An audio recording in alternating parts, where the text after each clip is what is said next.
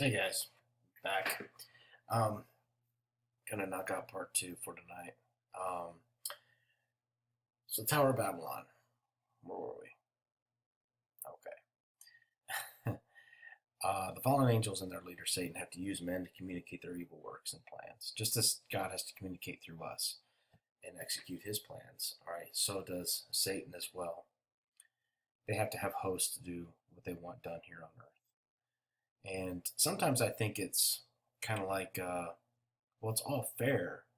So if Satan, okay, so if you get a prophetic word, or if your gifting is a prophetic word and you receive a prophetic word from the Lord, then Satan gets an opportunity with his followers. And I don't know if that's true, but that's something I feel because it's almost like sometimes it feels like, um,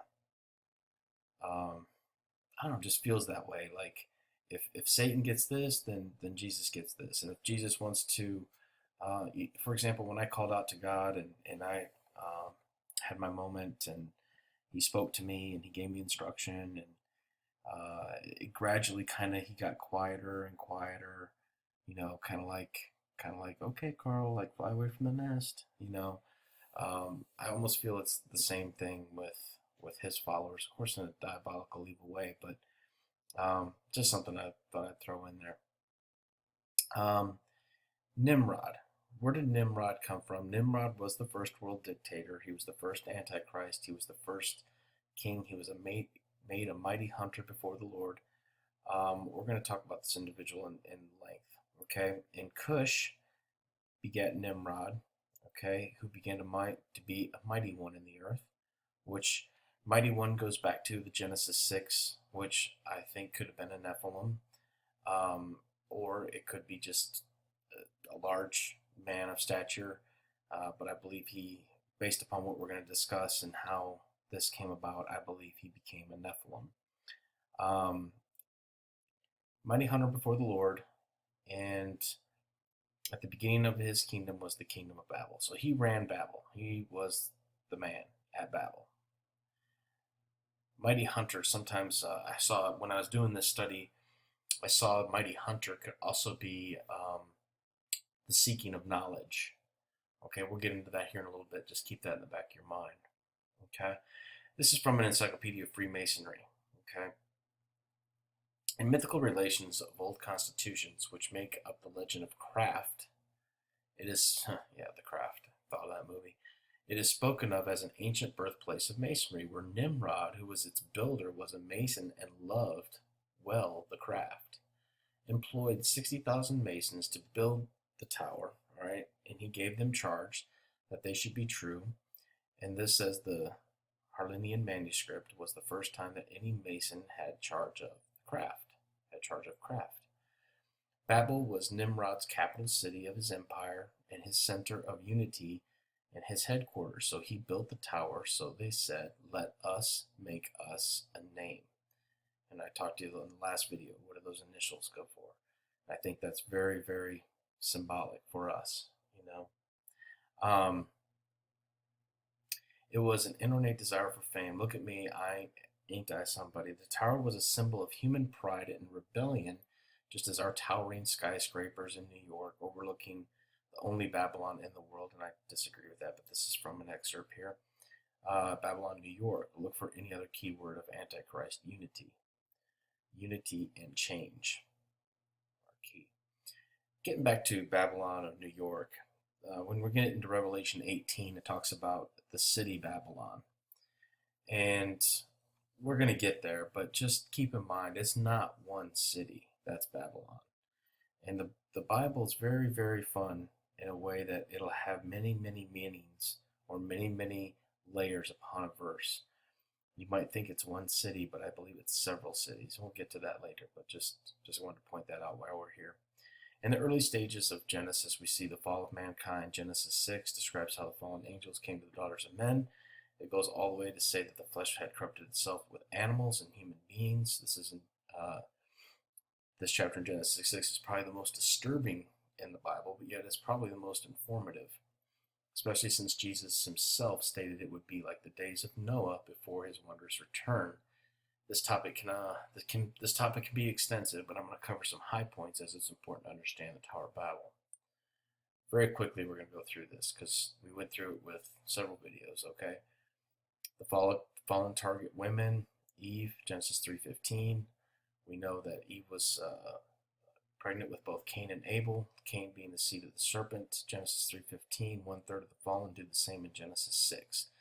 This is an attempt to breed out or the mixing of the DNA. It mixes the DNA, which creates an abomination, giants. They introduced fear into Israel. The Bible and the book of Enoch go on to say that all flesh has been corrupted to include animals and mixing of species. Greek mythology now plays a little bit more sense. If you look at dinosaurs, of course, Satan was a reptile. God did not create the dinosaurs. Satan manipulated that flesh to make these terrible lizards. Sex was traded for knowledge. The fallen taught humanity secrets. We see the world had corrupted in God's ways and its intended plan. All flesh was corrupt. That's in a verse around that place, around Genesis 7, I believe, or 6. Everything's corrupted. How is technology?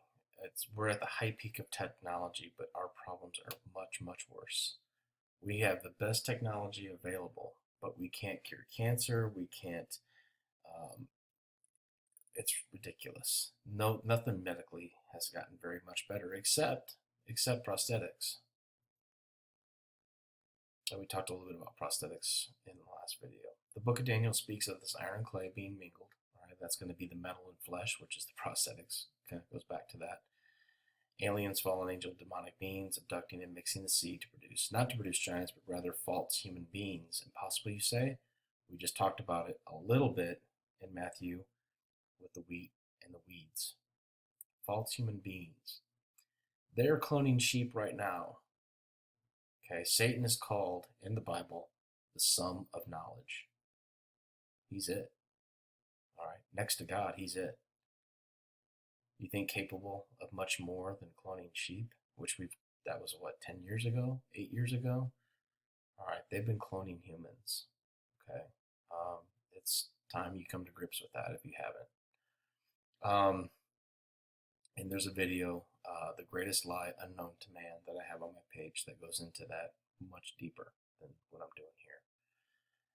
These are not intended creations by God, so they have no soul that was knit into them, as it's stated in Psalms 31, 39, 13.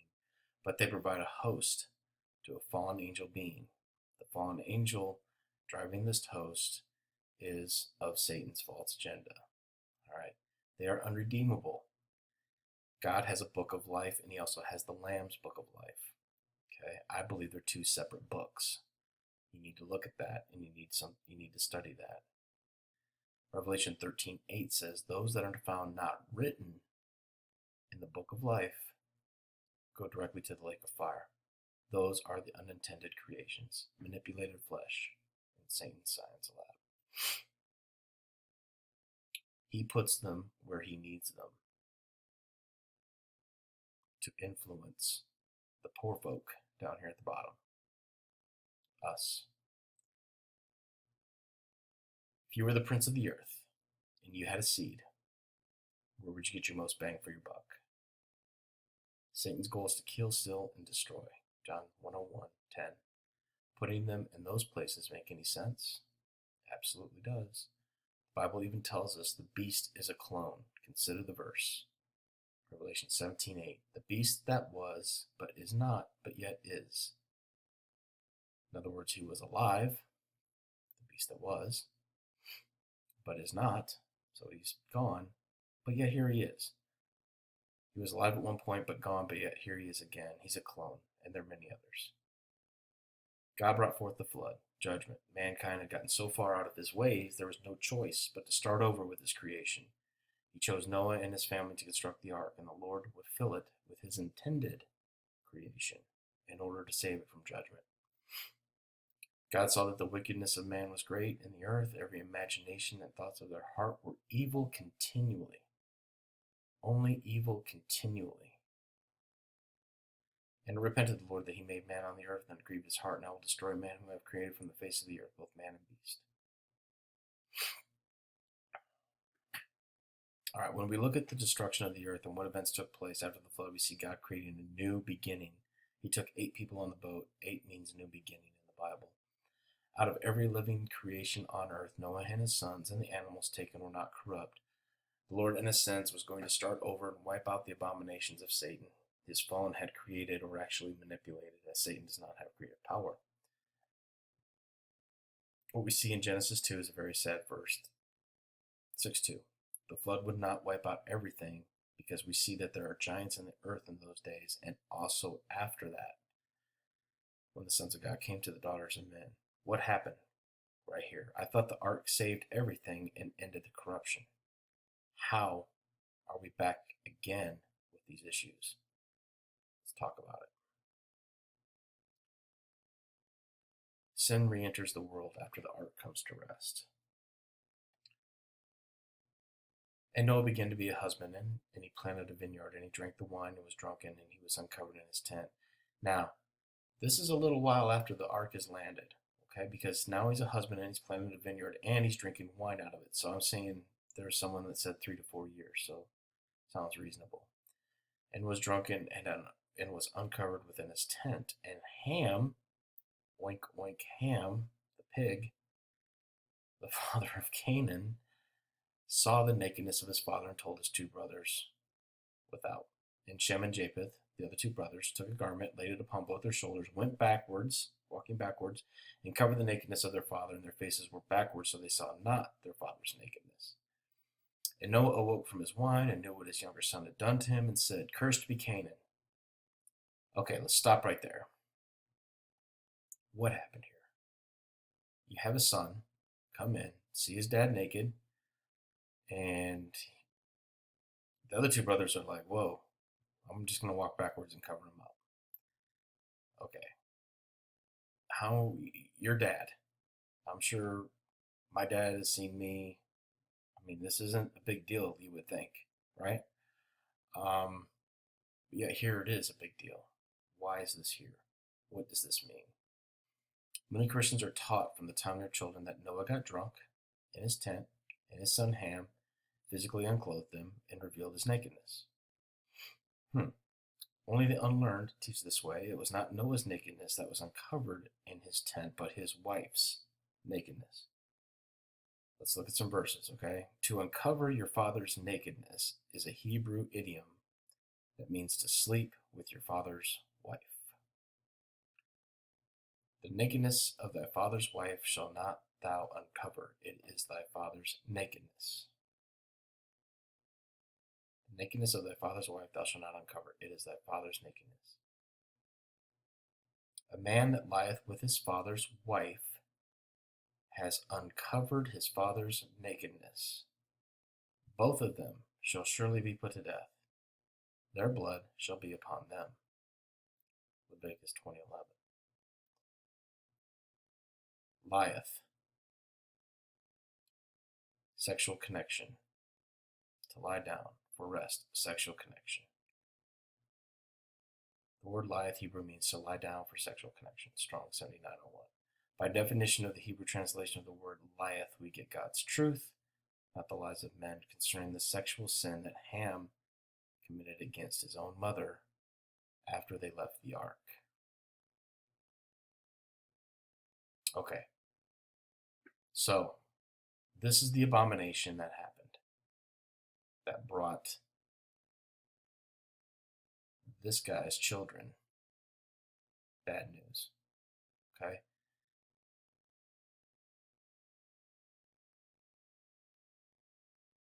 Ham. 2 complete Hebrew names. We're going to look at one. Okay? Self-preservation, personal gain, the most primitive, most animal of all human mentalities. Ham, the name is no coincidence. If you're now just discovering the Lord, okay, there's no such thing as coincidence. Ham, spelled properly and pronounced Shem, is Noah's youngest son. Mitzrayim is the son of Ham. This name also sometimes is used to describe Egypt, or often the world. Look at Psalms 105:23. It's a direct reference. Oh, there it is. Israel also came into Egypt, and Jacob showed her into the land of Ham. Ham, warm or hot, hot flame, heat and blackness. Then with sin. Ham was the grandfather to Nimrod, the first world dictator. Now we see the lineage, introducing sun worship into the world. Sun, heat, heat migration, wrath, intensity, cry aloud, mourn, and rage all come from the variants of Ham. This is where the infection comes from. Now, I don't know how this works, okay? I don't know if God sees this happening, but sin was re-entered into the world through an abomination. Did Noah's drunkenness have anything to do with it? I don't know. I don't know. But there's something that either you are feeding the sin and this infection becomes the seed of the serpent becomes paramount in you, or something else. I don't know. But it's there. And I believe this is the reason, because of what Ham did, all right, with his mother, which is an abomination.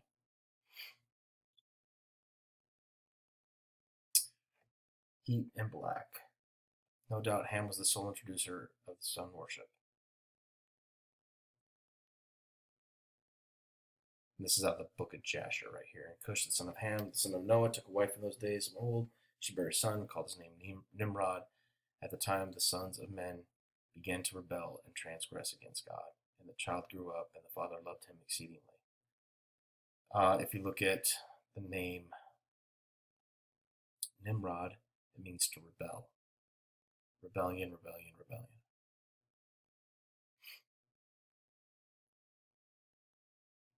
Stands to reason that Nimrod, probably a single person, but rather personified human endeavor, strove to rebel against primivity and embrace culture and sophistication. Some people speak of science as the pursuit of knowledge, which may have been precisely what the mighty hunter Yahweh means.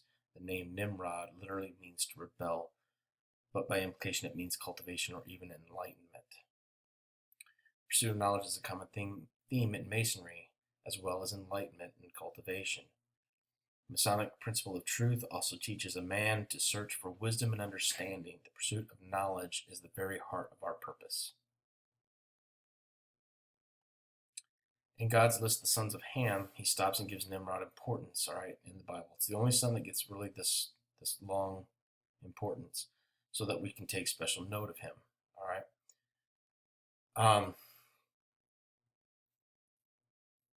And I think this whole purpose is for right here, casting light upon the Antichrist to come, so we understand what we're looking for. The name Nimrod means to rebel and is evidently meant to designate the nature and character of man.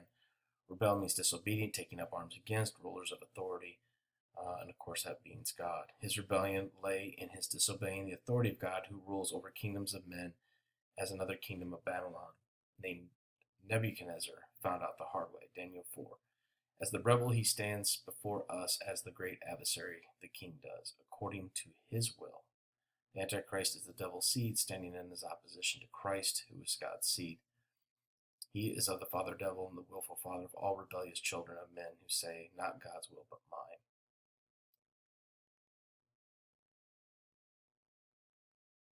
Renegade. Obama. Nimrod came from Ham's son Cush, who was the father of the Africans and Ethiopians. All black races are Hamaic. The Bible depicts the Cushites as being black and tall. Jeremiah 13:23, Isaiah 45:14. Most pictures of Nimrod show him with leopard skin, being clothed in leopard skin. I believe this points to a black antichrist whose key word is change. But antichrist and political change cannot change the basic rebellious sinful nature of Christ. Only God can. Can the Ethiopian change his skin or the leopard his spots? May you also do good that are accustomed to do evil. I thought this was interesting. It sounded a lot like what he told Cain. If thou doest well, shall not thou be accepted. If thou doest not well, then sin lies at the door. And I thought that was kind of interesting. Then may you also do good that are accustomed to do evil. Antichrist is the mighty hunter indeed. He claims not only the world's submission, but their worship also. Let his heart be changed from a man's. Let a beast heart be given to him. Change is the key word.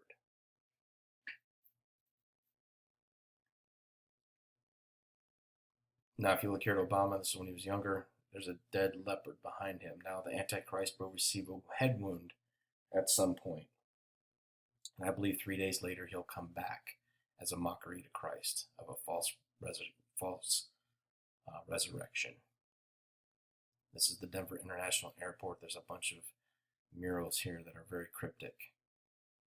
And this is the mural without him in front of it, and that's the dead leopard. If you look in Revelation, the leopard has, or I'm sorry, Daniel 7, you have a leopard with 4 heads. Without getting too deep into Daniel 7, 4-headed leopard, I think, means 4 strands of DNA to make the Antichrist. Nimrod, Hitler, I'd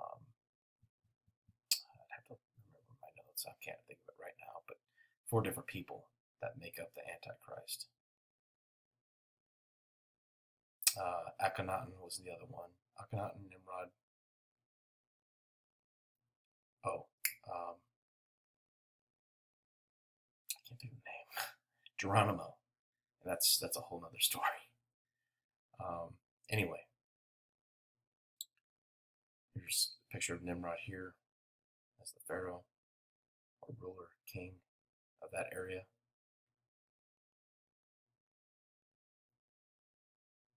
The beast that thou sawest was and is not, and shall ascend out of the bottomless pit, which is death, the grave, the underground, go into perdition, and they that dwell on the earth shall wonder, whose names were not written in the book of life. Not written in the book of life from the foundation of the world, when they behold the beast that was, is not, but yet is. He's a clone. An organism or cell or organization, sexually from one ancestor or stock, which they are genetically identical. What has been done will be done again, no new thing under the sun. Nimrod is the Antichrist figure, same as Nebuchadnezzar. Both Nimrod and Nebuchadnezzar and Daniel even use a fire furnace. If you read the book of Jasher, it tells a lot about Nimrod. He had a fiery furnace as well. He actually puts Abraham in the fiery furnace. We see 3 young men in the furnace in Daniel, and also Nimrod put Abraham in the furnace. Nimrod was threatened by Abraham because of the dream he had. Now, it's been a little bit since I read about the dream, but he had a dream about Abraham, and Abraham was actually a son of one of Nimrod's generals. It sounds to me how Christians will speak out truth and threatens the Antichrist being. How many times have we been told or heard Obama say, or some political nut say, that Christians are the ones to fear? We're the real terrorists. We're the Bible thumping Christian gun toting people and everything else. So it's almost like he's trying to shut him up because he's afraid of what could be from him spilling the beans, essentially. Abraham was the son of Terah, who was Nimrod's top general. Yeah, that's book of Jasher. We know that the Antichrist mostly looks like a leopard, Revelation 13:2. Most pictures of Nimrod show him as a black man clothed in leopard skin. Keyword is change. I've stated that. Like I said, some of this might be a little bit redundant, and I apologize. Nebuchadnezzar and Nimrod's successor and Antichrist precursor have another instance of the same far-reaching ambition and pride. Because of Nebuchadnezzar's pride, God changed his heart into the heart of the beast. Daniel 4:32-33, and that's where he's got the bird claws and he's eating grass and he's messed him up. And so the Antichrist is also called the beast, the ferocious, cruel ruler, the beastie man who murders more people than any man ever. He and his army will strut across the earth, preying upon the weaker nations. Nimrod was a great man, mighty hunter. The Bible speaks of his warlike greatness as a mighty man, mighty warrior, mighty men of valor. Obviously a Nephilim reference. Let's see here. And so will the Antichrist be. Obviously, he's going to hunt down the Christians and hunt down those that are have just found out the truth, who is unlike the beast, who's able to make war with him. Nimrod was a skillful hunter and warrior. Now, the Skull and Bones Society requires their candidates to be hunters of small game, which I thought was an interesting tie-in. Antichrist will hunt Christians, he'll make war with them, and he will overcome them. Okay, that's why when you look at the Bible and you look at these, People with all their guns, they're trusting the wrong thing. If you're putting trust in your guns and your ammunition and your little hide hole that you have or your little bunker, it's not gonna matter. He will overcome and he will win. That's just what the Bible says. That's what's going to happen. God will allow it to happen, just as Nimrod was given that power through the lambskin aprons. It's all for a purpose. All right, we'll talk about the aprons here in a minute. It's kind of interesting. Nimrod was killed by Esau, which I thought that really blew my mind. I actually had to read it a couple times to make sure I had that right. But yeah, he was killed by Esau with a sword. And we know that the Antichrist will be destroyed by the sword from Jesus' mouth.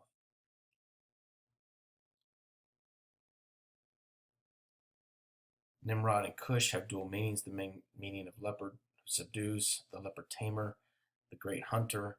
The great hunter in Hebrew is spotted. He's often depicted in wearing a garment of leopard, which we saw. And from Cush, you get chaos.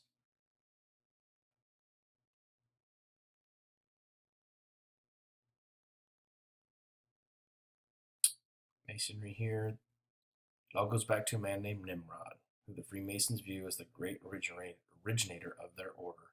Nimrod was a great Macedonian king who founded the city of Babylon and established the first great empire after Noah's flood. I mean, do these people read their Bibles? I mean, really.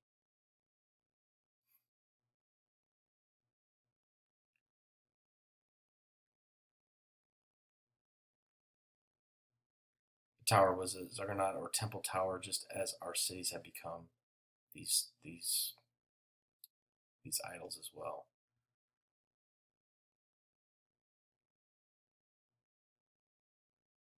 The iron and clay empire for the Antichrist.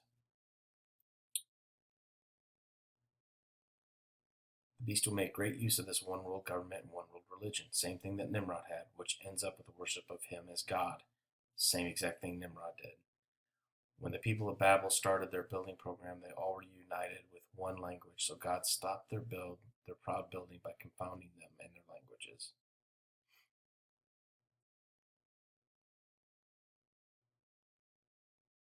So God destroyed Babylon by destroying the languages. It actually sunk into the ground, by the way. The actual tower went into the ground. It sunk into the earth. But what I find is interesting is so he scattered the people all over the world and confused their languages. And when I think of this, I think of the UN. I think of the UN trying to come together as a unity of nations. They're trying to regain what they lost at Babel, and that was one, the ruler, and two, the unity, the one accord, if you will. So here they are dispersed, and you see that today. You have Saudi Arabia against Iran. You have Russia against um, uh, help me out. What that other country? I can't think of the name right now. Of course, you have South Korea, North Korea, us, China, but we're all separate. But the one world government, the new world order, the UN, is what's going to reunite and ignite that second Babylon.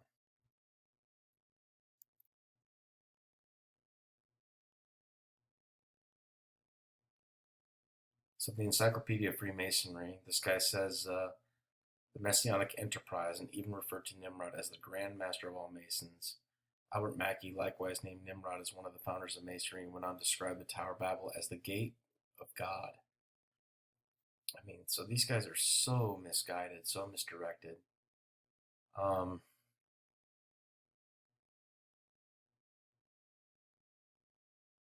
Babylon is a complicated system involving all major facets of the world for control purposes. That's what it's about, control purposes. When the Lord confounded their speech, they took their symbolism in order to communicate their deeds. All right, we're going to talk about the aprons. This is a pretty interesting topic, I think. So you have these aprons. Okay, the lambskin or white leather apron is a badge of a mason. It's the first gift to a master to his apprentice. So these things are held in high regard. They're made of leather, lambskin actually. So where we have lambskin coming from. The whiteness and the color, the purity, all these things.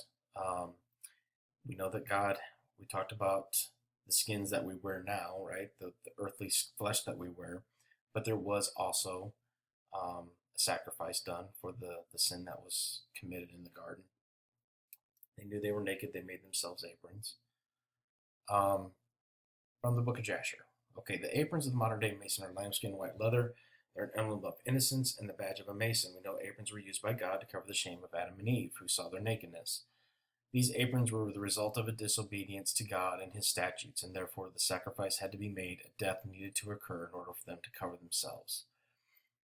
For after the death of Adam and his wife, the garments were given to Enoch, the son of Jared.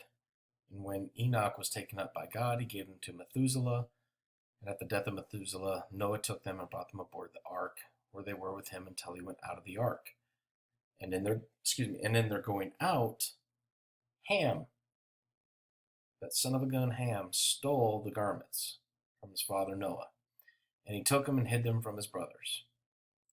And when Ham begat his firstborn, Cush, he gave them the garments in secret, and they were with Cush many days. And Cush also concealed them from his sons and brothers. And when Cush had begotten Nimrod, he gave them those garments through the love of him. And Nimrod grew up, and he was 20 years old, and he put them on. This is from the book of Jasher, guys. All right. We see these accounts. Nimrod had these aprons, brought him undeniable power and strength and leadership. God gave him this power, of course. All right. According to the Bible, God creates the light and the darkness. According to God's plan, these aprons should have never came in existence, but they're a payment of blood. Okay. Nimrod became very strong when he put on the garments, and God gave him might and strength. He became a mighty hunter. At age 40, Nimrod, there was a war between his brothers and the children of Japheth, and Nimrod returned home, defeating all his enemies, and he was made king over them, and they placed a crown on his head. If you read Revelation about the first white horse, a crown was given to him, and he went forth conquering to conquer.